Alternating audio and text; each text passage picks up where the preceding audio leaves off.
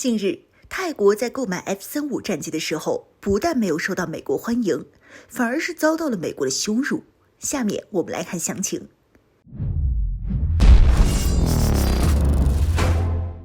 Hello， 各位老铁，大家好，欢迎收看本期密财虎，我是虎妞。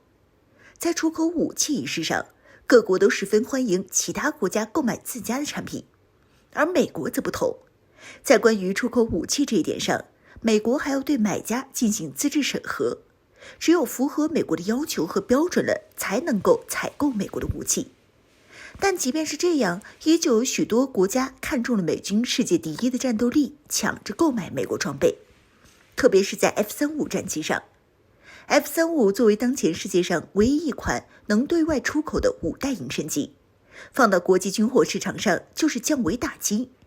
再加上全球能自产隐身战机的国家都不超一个巴掌，这让这些国家更加想要购买这款战机了。即便是美国对购买这款战机的买家开出了大量的条件，依旧是有许多国家都上赶着送钱。不过有的国家就没那么好了，像那些西方国家采购 F-35战机，美军开出的额外条件无非就是加强美国对这些国家的掌控力度，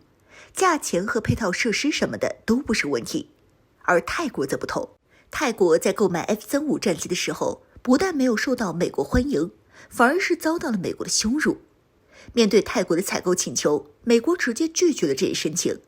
并且美国驻泰大使还向泰国空军司令传达了五角大楼的意思。由于泰国的基础设施太过落后，军事基地上的机场连最基本的安全保障都无法做到。如果泰国想要采购战机的话，就得改善这些问题，而改善这些问题又会花费大量的时间，所以泰国还是再过个5年10年再来说采购 F-35这事儿吧。换句话说，就是美国认为泰国的机场条件太差了，实在是配不上 F-35这种高贵的战机。当然，美国也不可能拒绝这送上来的生意，还是给了泰国另外2个选项，可以选择购买 F-15或者 F-16战机，但这显然不是泰国想要的。更何况购买这些战机的钱说不定比 F-35还贵。目前 F-35的出售价已经被涨到了2亿美元一架，但是印尼在采购 F-15战机的时候价格更离谱，花了140亿采购36架 F-15战机，其中95亿是用于采购战机的钱。这样计算的话， F-15战机一架的价格就来到了2.6亿美元，比 F-35还贵了。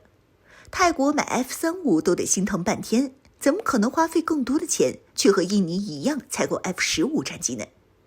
至于 F-16， 虽然 F-16和 F-35在功能定位上一样，都属于一款多功能中型战机，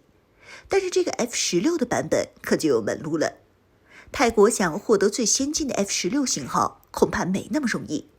再加上最先进的 F-16型号价格也达到上亿美元，大量采购的话，同样是泰国空军无法承担的。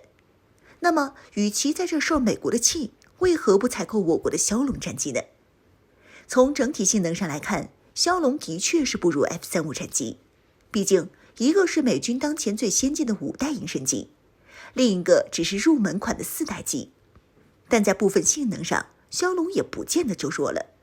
枭龙除了不具备隐身作战能力之外，在雷达上配备的是和 F-35同一档次的有源相控阵雷达，再配合上搭载的超远程空空导弹，同样能实现超视距作战，从而弥补没有隐身性的弱点。更重要的是，枭龙战机的价格便宜，像枭龙最便宜的版本 Block 1只要1500万美元一架， Block 2增加了受油管持续作战能力大增，并配备了红外搜索和跟踪系统，打击精度大增，价格来到了大约3500万美元一架。再到目前最先进的 Block 3，配备有源相控阵雷达，价格达到了1代的3倍多。根据之前阿根廷采购枭龙的报价来看，为5500万美元一架，并且还包括对飞行人员的培训，这不比上亿美元的战机香得多。从目前枭龙 Block 3的性能来看，已经能够称得上是4代半战机了，而这5500万美元的单价，在同类型战机中更是降维打击。其他的4代半战机动不动就是上亿美元的价格，印度采购阵风都花了2.4亿美元，等于是说泰国能够花1架阵风的钱买上4架枭龙。而且枭龙战机的忠实用户巴基斯坦对这款战机的大量好评就是一个最好的证明。巴基斯坦空军在没有大量列装枭龙战机之前，主力战机为美国的 F-16战机。这批 F-16战机虽然不是最先进的型号，但对巴基斯坦来说也十分强大了。但受制于美国的刁难，美国迟迟不给 F-16提供后续的维护和升级服务，导致巴基斯坦不得不寻找一款新的战机来替换掉 F-16战机。在这时，巴基斯坦就盯上了枭龙。一开始，枭龙战机巴基斯坦只是采购了少量的几架来试试水，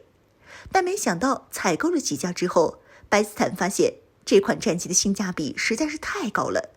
不但便宜，还这么靠谱，所以果断开始了大面积换装，以至于现在巴基斯坦空军的主力战机变成了枭龙。对于这样一款能够成为其他国家主力级的战机，泰国难道还有更好的选择不成？更何况购买枭龙可不用受美国那气，还得看配不配得上。